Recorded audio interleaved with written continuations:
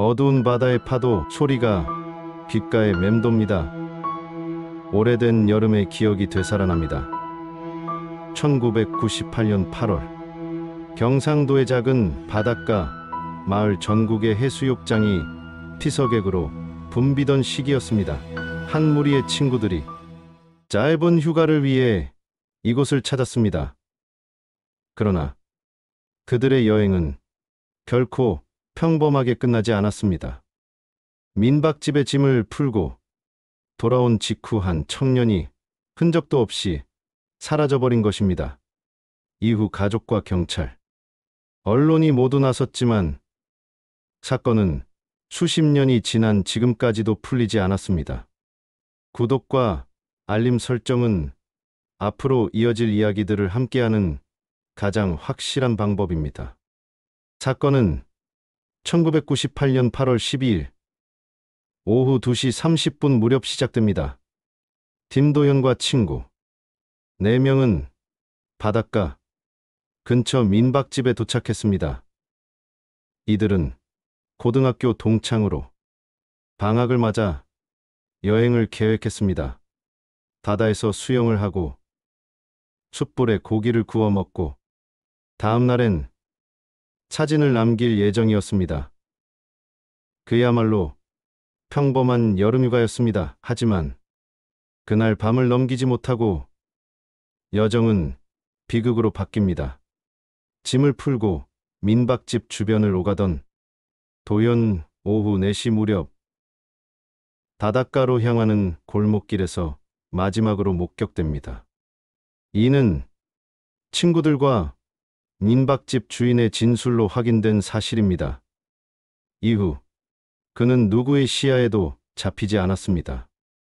이제부터 사건 발생 24시간 전후로 기록된 행적과 증언을 따라가 보겠습니다.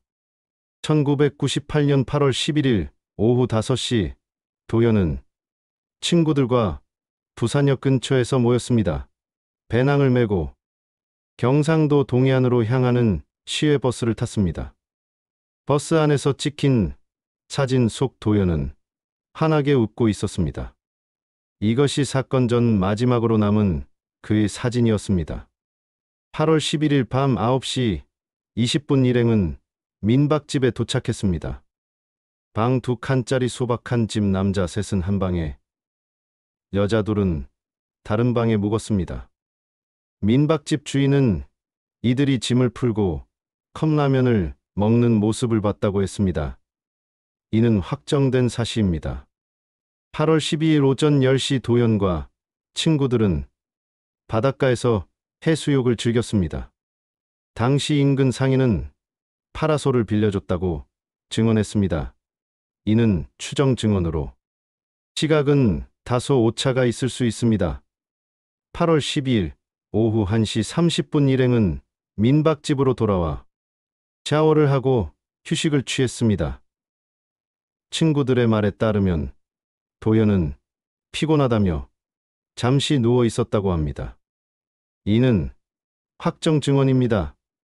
8월 12일 오후 4시 친구들이 준비를 마치고 밖으로 나서던 시간 도연은 홀로 어디론가 향했습니다.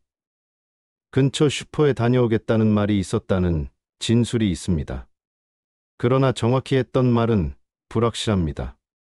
민박집 주인은 파란 반팔과 반바지를 입은 도연을 보았다고 했습니다.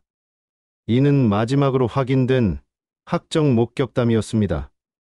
8월 12일 오후 5시 이후 친구들은 바닷가에서 시간을 보냈습니다. 저녁 6시 무렵 민박집으로 돌아왔지만 도연은 방에 없었습니다. 처음엔 근처 슈퍼나 해변에 간 줄 알았습니다. 8월 12일 밤 7시 30분 해가 완전히 지고도 돌아오지 않자 불안은 커졌습니다. 주변을 찾아봤지만 흔적은 없었습니다. 밤 9시가 넘자 민박집 주인은 경찰에 연락할 것을 권했습니다. 결국 밤 10시경 실종 신고가 접수됩니다. 이는 경찰 기록으로 확정된 시각입니다. 경찰과 해경은 즉시 수색을 시작했습니다. 민박집 주변 골목길, 해안가, 그리고 바다까지 뒤졌습니다. 그러나 어떤 흔적도 나오지 않았습니다. 신발이나 옷까지, 지갑조차 발견되지 않았습니다. 휴대전화가 흔치 않던 시절이었습니다. 이치 추적은 불가능했습니다. 경찰은 익사 가능성, 혹은 다른 지역으로 이동했을 가능성을 제기했습니다. 하지만 가족은 강하게 반발했습니다. 언론은 사건을 경상도 해변 대학생 미스터리 실종으로 보도했습니다. 그러나 IMF 외환위기로 전국이 혼란스러웠던 시기 사건은 크게 주목받지 못했습니다. 몇몇 신문의 단신 기사로만 실렸고 곧 사라졌습니다. 가족의 고통은 상상조차 힘듭니다. 도연의 어머니는 매일 바닷가를 찾아 헤맸습니다. 아버지는 민박집 근처를 돌며 사람들에게 물었습니다. 그러나 돌아오는 대답은 언제나 모른다였습니다. 그러나 사건에는 이상한 점이 있었습니다. 첫째, 주민 일부는 낯선 남자와 함께 있는 도연을 봤다고 했습니다. 그러나 이 목격담은 공식 확인되지 않았습니다. 둘째, 도연의 짐은 모두 민박집에 남아 있었습니다. 지갑과 신분증, 여행용 가방까지 손대지 않은 상태였습니다. 셋째, 익사 가능성이 제기되었지만 해안가와 인근 바다에서 발견된 시신 중 도연은 없었습니다. 때문에 가족과 일부 언론은 제3자의 개입을 주장했습니다. 하지만 물증은 전혀 없었습니다. 사건은 결국 미궁으로 빠졌습니다. 세월은 흘렀습니다. 10년이 지나고 20년이 지났습니다. 민박집은 이미 문을 닫았습니다. 마을의 풍경도 바뀌었습니다. 그러나 가족의 고통은 여전히 그대로입니다. 도현의 여동생은 성인이 되어 오빠가 살아있다고 믿습니다. 그러나 공식 기록 속 그는 여전히 실종자입니다. 오늘날 이 사건은 미스터리 커뮤니티에서 회자됩니다. 1998년 경상도 바닷가 실종 사건이라 불립니다. 일부는 범죄 가능성을, 일부는 단순한 익사 가능성을 말합니다.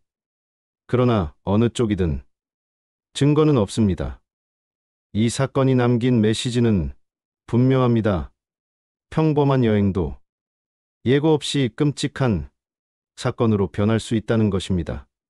작은 선택 하나, 잠시의 방심 하나가 인생 전체를 뒤흔들 수 있습니다. 그리고 남겨진 가족은 평생 끝나지 않는 질문 속에서 살아갑니다. 여러분은 지금까지 1998년 경상도 바닷가 민박집 실종 사건을 함께 하셨습니다. 앞으로도 한국의 미스터리 사건들을 다룰 예정입니다. 채널을 구독하시고 함께 해주시기 바랍니다.